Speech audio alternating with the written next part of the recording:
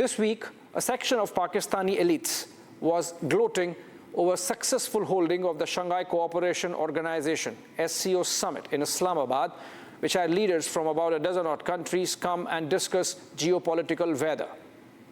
SCO is effectively China's policy arm for Central Asia. India is in it to make itself heard on a platform which otherwise can turn into a China club. But I am on to something else. Not far from Islamabad and Rawalpindi, in the Jamrud district of the troubled Khyber Pakhtunkhwa province, a tribal council met and made 22 resolutions, most of them against the Pakistani state. Called the Pashtun Qaumi Jirga, the council was organized by indigenous rights movement Pashtun Tahaffuz Movement, or PTM, which has among its objectives a border-free Pashtun state straddling both sides of the Durand line. It is like Pakistan's biggest strategic bugbear come true, and it happened this week. The Jirga demanded that there should be a visa-free travel of Pashtuns along what Pakistan claims to be its international border with Afghanistan, and which all Afghan governments, including the present one of Taliban, dispute and disagree with, the Durand line. Historically, and for the factor, the attention has always been on the Red Cliff line or the India-Pakistan border. But it is the Durand line which has always been hotter in terms of conflict and war vis-a-vis the Red Cliff border. Just a brief history of the Durand line before I give you the import of the Pashtun events of this past week. After having failed in the first and second Afghan wars in the 18th century, the British adopted a two-pronged strategy to secure British India's northern borders along the Hindu Kush ranges against an expanding Russian empire. First was a policy of territorial acquisition by creep, slow capture of small parcels along the colonial borders, and then to negotiate with the then Emir of Afghanistan, a border which would formalize the boundaries, effectively turning Afghanistan into a buffer state between the British and the Russian super empires.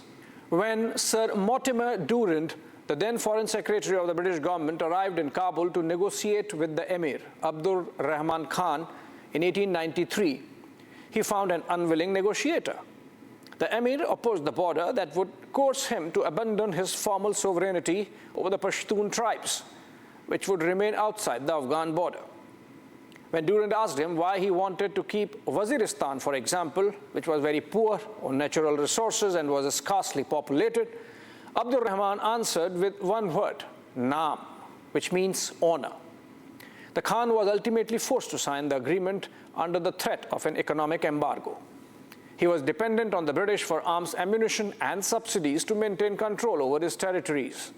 He also wanted to avoid a superpower war between Britain and Russia on his land.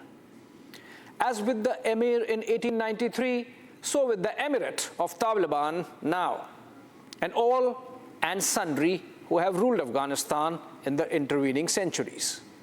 Nobody has ever accepted the legitimacy of the Durand line.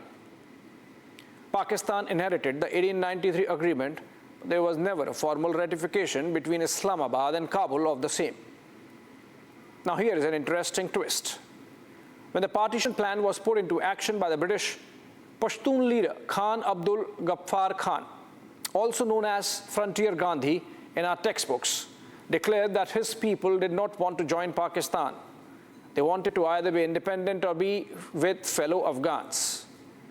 But with British brokering, a referendum was held in which both the options were not on the table.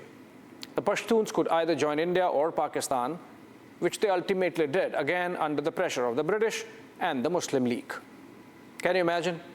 Even this swathe of territory under Khyber Pakhtunkhwa province today did not want to be part of Pakistan. Imagine, had the British not played the great game and forced the Pashtuns to join, Pakistan would have been an even more moth-eaten Pakistan than what Jinnah ultimately got. But enough of history. Coming to the present. Centuries later, the great game has continued, only the faces changed, the players remaining the same. As the Russians came into Afghanistan in the late 1970s, the Americans propped up Taliban, with Pakistan becoming a willing partner. Through the 1980s, 90s, and the 2000s, the Afghans, particularly the Pashtuns, have continued to pay the price of war and strife. as Pakistan sought an elusive strategic depth in controlling Afghanistan and chose to become a staging ground for the radical, extremist, and terror elements in America's Afghan war, it has got equally singed, and the result is an active insurgency in both its provinces to the west, Balochistan and Khyber Pakhtunkhwa.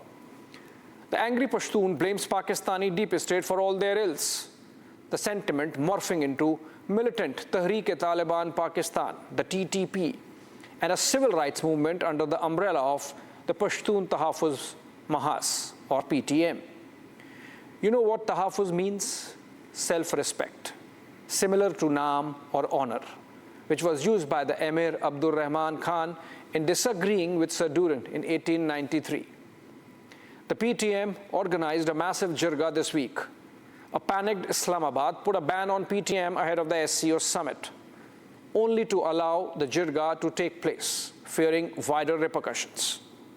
Despite a precondition not to do so, the participants were frequently seen flying Afghan flags during the 3 days of the jirga. The council passed 22 resolutions, which included a huge one. The Pashtuns have asked the Pakistan army to leave their territories in 60 days flat. Yes, in the next 2 months. Also, they have decided to raise a volunteer force, a lashkar of their own, going into at least 200,000. Though as of now, it is supposed to be an unarmed force to administer Pashtun territories as per the Pashtun code, the Pashtun Wali. Given the expected clampdown from the Pakistani state, this might morph into an active armed insurgency along the lines of the Baloch Liberation Army in Balochistan. But it does not stop here. Reading out the final declaration in front of thousands of his supporters, PTM leader Manzoor Pashteen demanded visa-free travel of Pashtuns on both sides of the Durrand line. In a sign that the Taliban regime in Kabul is fully backing these developments, the affiliate TTP announced a ceasefire to facilitate the PTM Jirga. This has made the Rawalpindi generals sweat. Not that the Pak army is going to get overpowered by the Pashtuns, but the resolutions and the visible backing by the Taliban puts spade to the fanciful idea of a strategic depth. You would recall that famous picture of General Faz Hamid, the then ISI chief, at a Kabul hotel, a cup of tea in hand, in September of 2021. That was a month after the Americans had left Afghanistan. The smirk on the general's face spoke volumes about the sense of control the Pakistani deep state felt then. It thought Taliban would be a pocket regime. Far from it. The changes in Kabul emboldened the Pashtun sentiment and the Tehreek-e-Taliban Pakistan to launch a full-blown war on Pak army. Hostilities reached a level where early this year, Pakistan's Army Chief, General Asim Munir, threatened to destroy Afghanistan. Undeterred and immediately after that statement, the Afghan Minister for Border Areas, Nurullah Noori, termed the Durrand line as imaginary and that it does not represent the official border between the two nations. Pakistan created Taliban in its bid to find a strategic depth in Afghanistan against India. Ironically, today, it is the Afghan Taliban which has found a strategic depth in Pakistan with an aligned civilian population. As that tongue twister goes, as you sow, so shall you reap. Pakistan has some chickens come home to roost for its indulgence with radicalism and terror over the last 4 decades. While they roost, they are also roasting the Pakistani nation. Wish them Godspeed.